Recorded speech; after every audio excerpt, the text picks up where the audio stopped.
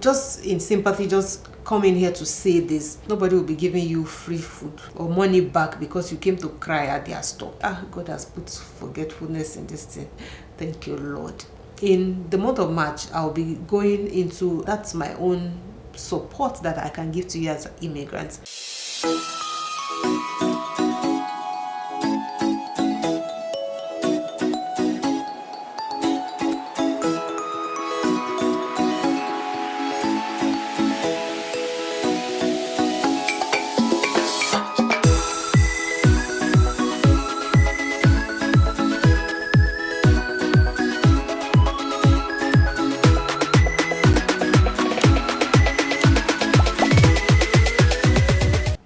Hi tribe, welcome to my channel.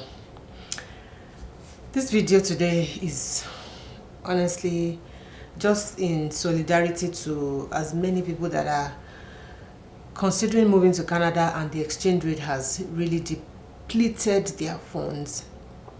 I can't imagine how they want to move to Canada with a proof of funds that have really not changed, because I was just looking back at 4 years, almost 5 years ago when I moved, and by extension might be like 6 years when I applied.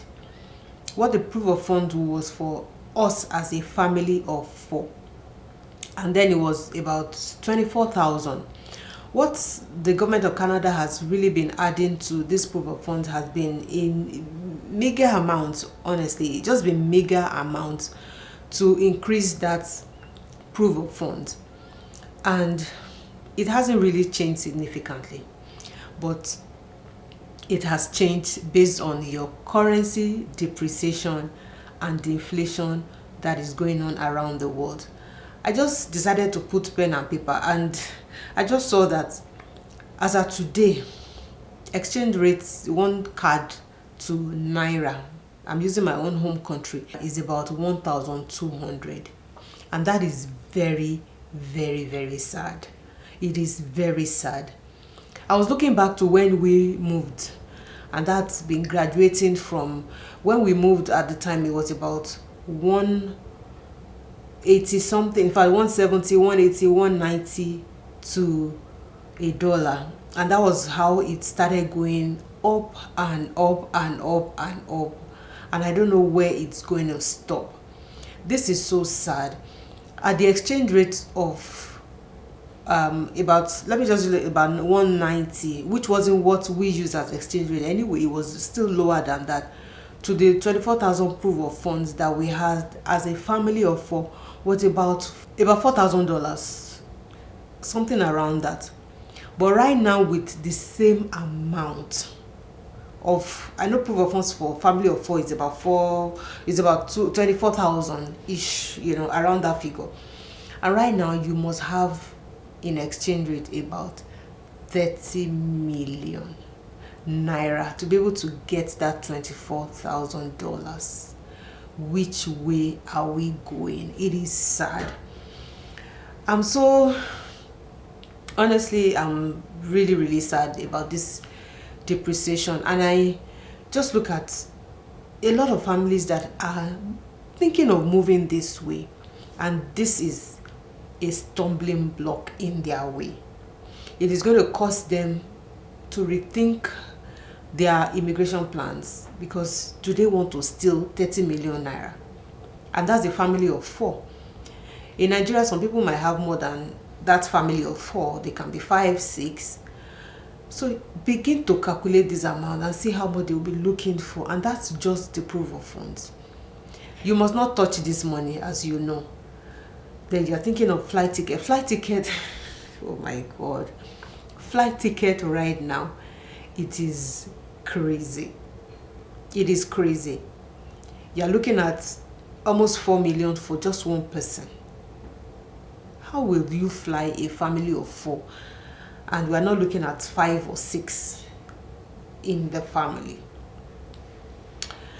This is crazy, guys. This is crazy. And I just, just in sympathy, just come in here to say this and resonate with those that are in this kind of situation. So many people have been looking at this exchange rate move upwards in trickles of those figures, and they feel, okay, before the thing gets so bad, we'll be able to sign off on our home country into Canada. But it has made a lot of people stay there without a choice, because it is not a choice. There's nothing you can do. There's just nothing you can do. I hear cost of even buying a bag of rice is about 75,000 naira. More than the minimum wage in the country. How do people even survive? Please, if you are in Nigeria, for instance, please comment, how are you guys surviving? How are you surviving? Because even whatever amount that you feel that, okay, if you are sending $100 home, for instance, which at the time would give them a lot of money to buy stuff, right now with the depreciation or inflation of things around, it still doesn't buy anything. $100 is about 120,000 naira. If you're buying a bag of rice, and I'm just saying buying a bag of rice for 75,000, which whoever has a 120,000 naira will not go and buy a bag of rice and then begin to look at the ceiling and say, okay, let the stew come, let the meat fall, or let the fish fall, or let the gas to cook the rice fall from heaven. You still have to manage all these funds around making provision for your household. I was watching a video that somebody sent to me and it broke my heart. This father went to the market to buy rice. He wanted to buy, it's a bowl, not even a paint bucket. I don't know what they call it, I've forgotten. God has put forgetfulness in this thing. Thank you, Lord. Like a bowl of rice. I think they call it Congo or something. And they said the rice was going for 2,500 or 2,200 for that. And this father busted into tears because he has 2,000 naira. And even watching the video, those other market women that were there were consoling him. This is what the economy is right now.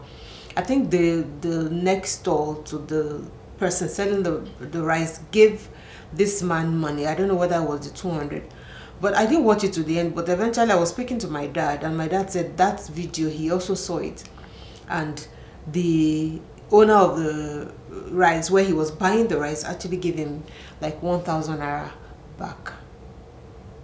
This is not a daily occurrence. Nobody will be giving you free food or money back because you came to cry at their store because you can't afford to buy food for your house.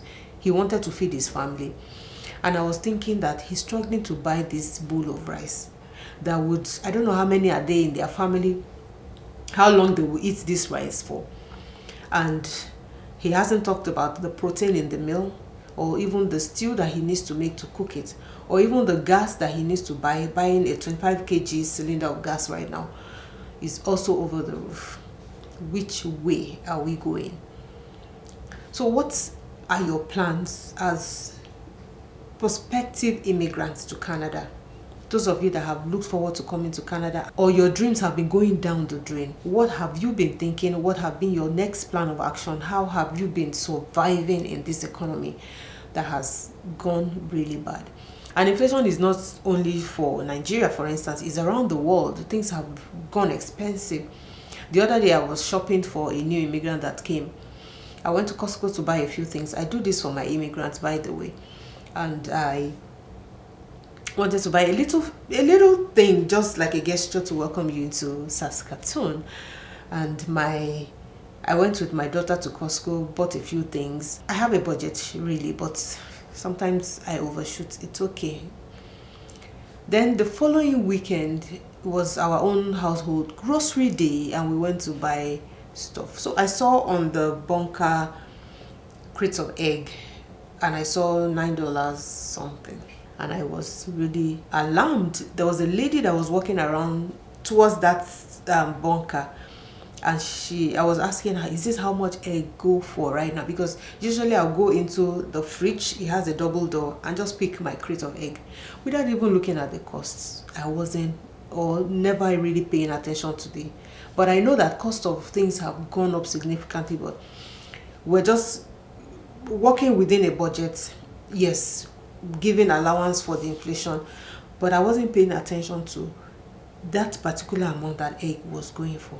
Then I think my daughter was home that grocery day, and I called home and I said she should check the receipt that we received from Costco to check how much we bought the egg. That how can a crate of egg be almost $10? And she checked and he said we actually bought it for $10 in Costco.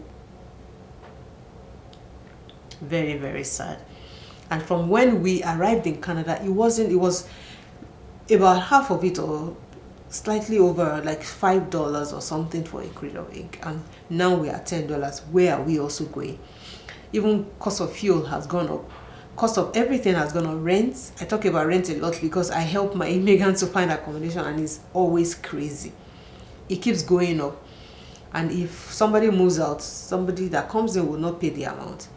I recall where I was living at the time, we were paying $1,350 for our own, it wasn't an apartment, it was a standalone house, but there was a basement, so it was the first level of house, a 3-bedroom, and we're paying $1,350. We had a backyard. For as many that have seen the videos that I posted about that house, we can sit outside, we had it fenced around. It was really a good place. Secure neighborhood, very serene, like we always like it, and we're paying $1,350. We were not sharing anything apart from the person that was living in the basement. We were sharing the same space, but it wasn't much of sharing. And while we moved out, the owner put it up at about 1.5. Yeah, it was 1.4, but we negotiated to 1,350 at the time. 3 years later, it went up to about 1.5.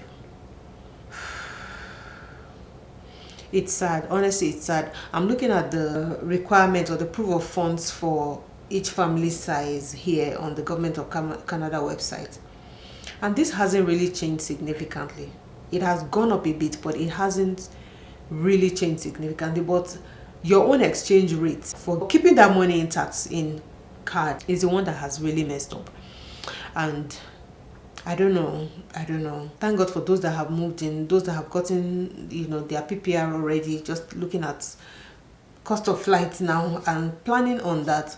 But for those that are still in the process, I don't envy you guys. Honestly, I feel sad for all that is going on. And even for us here, we have to re-strategize and look at what we don't need to spend money on. I know so many people look at the expenses. We also looked inwards. At some point for our internet and TV, we were paying about $90. We had to remove the Max TV. You could see points. We had Netflix, we had Amazon Prime, we can watch that. We also have some free TV, that we can watch. There's one that my brother also showed me on stream, which is also free. So you can download it and begin to watch free TV. There's no point. So we had to take out the Max TV, and then we came down to about $40 something for our Wi-Fi only, which is good, which is just okay. And then for so many subscriptions that you have, I also had to, because as a content creator, I had so many things like my booking app, some subscriptions that I did. I had to weigh all of that and then begin to shed them. The ones that were not needful, I just cut them off. There's no point. So we need to look inwards. Those that are paying for gym subscription, paying for this, better go and rent house where there's gym, so that everything is all inclusive. There's no point paying for that separate. There's a lot of money that goes into that. Yes, fitness is good, but would you want to pay extra from your pocket if you can get it as an add-on with your accommodation, if it's in an apartment, for instance? So all of these things are things people look at here. We also cut a lot in our expenses, and then just close our eyes to some things. You don't have to be eyeing what you can't afford. You can't. It's not a question of I want it, but do you really need it? You have to check it so that you can limit all your exposure in debt and all of that. It's already bad that we are owing mortgage. That's the one debt that everybody owes here in Canada. But as much as of those debts, you want to minimize them so that you don't get drowned and drained even in debt here in Canada. There's so much that people go through, and as much as you want to stay afloat and in charge of your expenses, in charge of your funds. And that's why you must keep a budget. A budget is very important. As in, you can't be pointing, like I always say, you can't be pointing to a catfish when you know that it is Titus that you should be eating. There's no point, guys. There's no point. So inflation is rife. How are you coping, guys? How, even in Canada, how are you coping? What's your grocery budget like? Our own too has gone up more than half of our regular budget, because, guys, it is not what we can contain, but we still buy the regular things. I've done a video where I shared, like, I just got robbed. How?